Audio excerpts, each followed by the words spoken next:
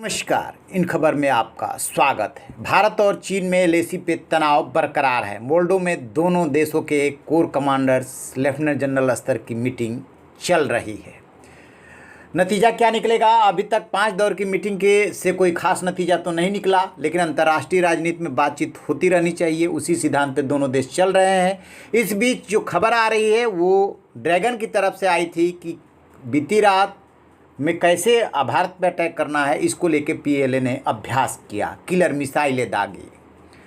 अब भारत की तरफ से खबर आ रही है कि किस तरीके से इंडियन एयरफोर्स का सबसे बड़ा लड़ाका राफेल लद्दाख में उतर गया है और सिंह की तरह गर्जना कर रहा है। जब राफेल वहां गरजा तो निश्चित रूप से चीन पे फर्क पड़ा, क्योंकि चीन से यदि जंग छिड़ती है तो राफेल जो है वो एक तरह से टर्निंग पॉइंट साबित होगा।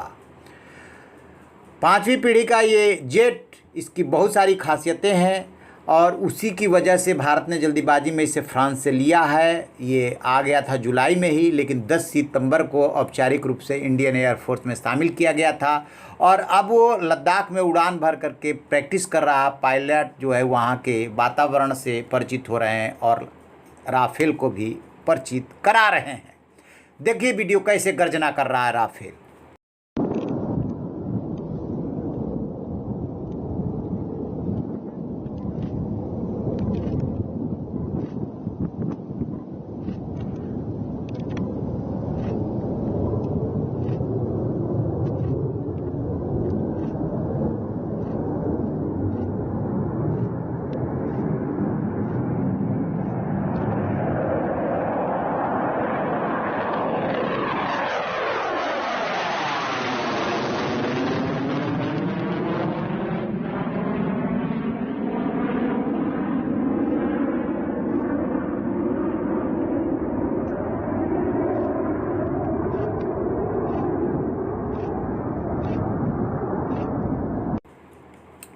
तो जैसा कि आपने देखा, उड़ान भरते हुए राफेल के लद्दाख में गरजने से चीनी सेना की नींद उड़ गई है। भारत ने राफेल को लद्दाख में तैनात कर चीन पर मानसिक दबाव बनाना शुरू कर दिया है।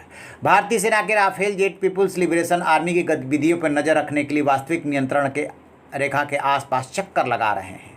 जो जानकारी आ रही है सोर्सेज के हवाले से, उसमें 5 राफेल जिन्हें औपचारिक रूप से अभी 10 सितंबर को अंबाला एयरबेस पर तैनात किया गया था, हाल ही में लद्दाख में सारटी करते दिखाई दिए हैं। चीन की भड़काऊ हरकतों के बीच भारतीय वायुसेना अपना युद्ध कौशल निखारने में लगी है। खबर है कि पिछले 3 हफ्तों में वास्तविक नियंत्रण रेखा पे भारतीय सेना द्वारा 6 नई प्रमुख चोटियों पर कब्जा कर लिया गया है। सोमवार को दोनों देशों के बीच 6ठे दौर की कोर कमांडर स्तर की मीटिंग चल रही है। इन चोटियों पर पकड़ से वार्ता से पहले भारत को सामरिक बढ़त मिली है। दरअसल अब जो भारत और चीन के बीच में चल रहा है, एक तरफ वार्ता चल रही है, दूसरी तरफ एक दूसरे पे मानसिक दबाव बनाने की कोशिश चल रही है।